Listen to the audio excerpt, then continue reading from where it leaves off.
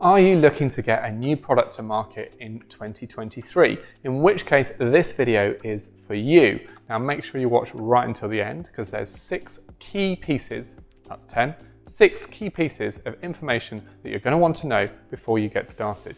And in fact, these 6 key pieces of information translate directly into actions that you can take one a week for the next 6 weeks to actually beat procrastination and do something about that new idea of yours. And the best thing is actually all 6 of these things are free or nearly free, so you can get started without actually having to invest any money. I'm Phil Staunton, I run a product design company and I've helped hundreds of startups and business founders to launch new products over the last 12 years. I've also launched my own product with John Lewis. So week 1, make sure you do thorough competitor searching. Now what we found is that lots of people don't want to find their idea. They want it to be unique. They're desperately hopeful that they're the only one who's ever come up with this great new thing. They don't want to find it. But the problem is developing ideas is expensive and time consuming, and you don't want to put all of that energy and effort in only to find that actually someone's done it already. So I would say make absolutely certain you can't find it anywhere. Now I would also say don't fall into the Google trap. Now this is where you type something into the search engine and actually Google then tells the person whose website you clicked on what keywords you typed in before you then clicked on their website. And you can see here, this is the D2M keyword list. These are all the different keywords that people have typed in to come to our website. And anyone who's installed Google Analytics on their website can see all of the search terms that people have used. So actually, let's say you've come up with a flat pack lobster pot, you've typed in flat pack lobster pot to Google, you've come up with a whole load of listings, including a lobster pot company. If you then click on them, then actually if they've got analytics installed and if anyone's looking at it, they will see flat pack lobster pot is one of the search terms that people have used to come to them and go, oh, that's a great idea. Maybe we will invent one of those. And you don't want that. You don't want to fall into the Google trap.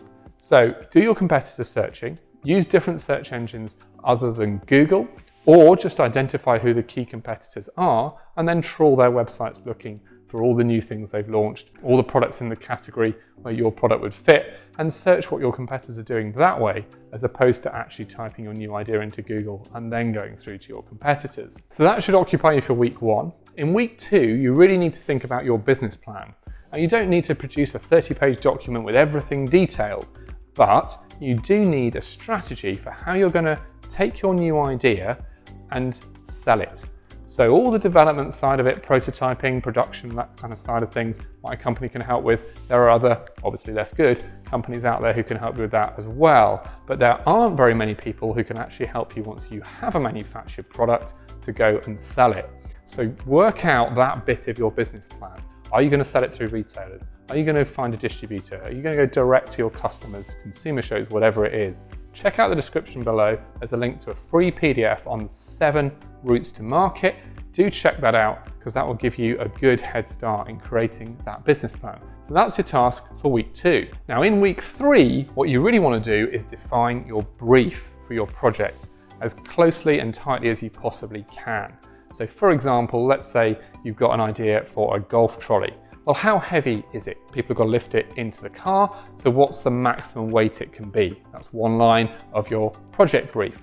Also, what's the kind of folded size that you want it to get to? What golf bags do you want it to hold? What other features do you want it to have? What size wheels? All of that kind of stuff.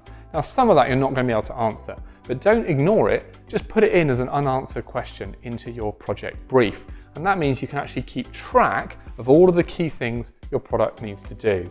And as you're creating your project brief, go back to your competitor research and see what all the key marketing things are that they're using to sell their products. Because what you don't want to do is launch against a competitor and find that yes, you've got a few new features, which is great, but you haven't achieved some of the key benchmarks for that product category, and therefore your customers won't buy it, they'll buy the competitor instead. So make sure you check out your competitor research again at this point in terms of feeding it into your project brief. And then potentially maximum RRP that it could sell for. You want to come in probably cheaper than your competitors because you haven't got an established brand. all of that information, put it together in your project brief. And you might, if you can, depending on what type of product it is, if you can build a lash up prototype, no matter how rough, no matter if you've got to take some other products apart and pull different bits from different things, try and build something that's roughly the right size, that works roughly the same way, because actually you'll find that that helps you to define your project brief even further. Now your task in week 4 is slightly tricky. You need to try and validate your market. Now, you don't want to give away your intellectual property, the new idea you've come up with. In this country, certainly, if you're filing a patent and you've already disclosed it, then actually that patent could be invalidated further down the line. You want to keep it secret, only disclose it after you've got an NDA, confidentiality agreement signed, and that then protects your IP rights. So what I would say is this: if you're selling something, for example, into the automotive maintenance sector, obviously a big retailer in the UK for them would be Halfords. Maybe what you could try and do is get a meeting with a junior buyer from Halfords, ask them to sign an NDA first. And the reason that they can help validate your market, probably better than anyone else, is it's their job to know what are people going to buy when they're in Halfords. So that means that actually their opinion is worth probably 1,000 or 10,000 opinions from just your average customer, because they are paid to know and to think about all day, every day, what products do people want to buy and at what price point. So that's one way you can start to validate your market. I wouldn't ever just take one person's opinion. If you can, try and go and get 2 or 3 different buyers' opinions.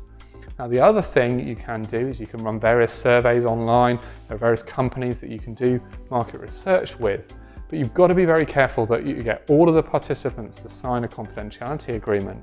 Or you don't tell them what your idea is, but you just try to establish that actually there is a problem.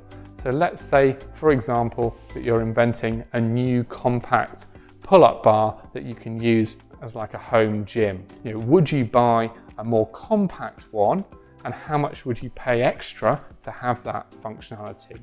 Now it's given them something. It's told them that you're thinking about a pull-up bar that gets smaller, but it hasn't said how it does it. It hasn't revealed any of the mechanisms or the other innovative ideas around how you go from something that's this big to something that's much smaller. And at that point, then you've protected something of your intellectual property rather than kind of giving it all away. Now, I would say that you're best off taking a free half-an-hour consultation with an intellectual property attorney or a patent attorney before you do the market research, just to make sure that you're protecting it, to make sure you're not giving away anything that you shouldn't, and to make sure that you've got those IP rights further down the line. So week 5, your task is to work out if there are any testing or certification requirements, because you really don't want to develop a whole idea and then find that you can't pass the regulations and therefore it can't be sold in the UK. For example, we had a client come to us a while ago and he wanted to redevelop the traffic cone lights on motorways. He was saying, look, they're massively big. You always see them broken by the side of the road. Once they've cleared away the roadworks, you know, wouldn't it be great if we could come up with something that was much smaller, take up much room on the lorry, be much easier to actually protect and all that kind of stuff. And he was thinking about developing this. But actually, when we checked out the standards, what we found was that there was a minimum lens diameter that the light on traffic cones on British motorways had to be. So it's just impossible to get it down to the size that he wanted it to be if he wanted to sell it to the Highways Agency to use on motorways. And that's the type of thing that you're looking for in week 5. You want to make sure that actually there isn't anything that's going to stop you launching your product. And you also want to get an idea of what the testing and certification is going to cost for you to pass. So for example, any electronic product, no matter how small or simple, you've got to go through CE marking. It's probably going to cost you a minimum of £3,000. Now it's better to know that before you launch into development. So week 5, sort out your testing and certification requirements. Okay, so week 6, you've got to the end. Well done. This is the most important one really. You are going to need a professional product design company to develop your idea. There's all sorts of reasons about this. Do check out my other videos on why you need a professional design agency and what value they bring. Also check out the description below because there's a link to a PDF about how to choose the right agency. But it's going to be quite critical. You want a product that lasts, that's durable, that's cheap to manufacture, you want it to look good, all these kind of other things, and that's where you really need the services of a proper product design company. Now, researching those companies, finding the right one, taking references, going and seeing them, and all that kind of stuff doesn't need to cost you any money, other than obviously the kind of travel costs.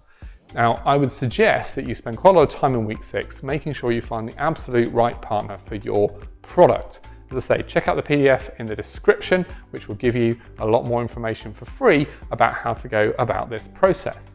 So that's it, week 1 to 6, your plan. Please don't procrastinate any longer. Please don't put this off. Take some small steps, 1 a week for the next 6 weeks, and do something about your new product idea in 2023.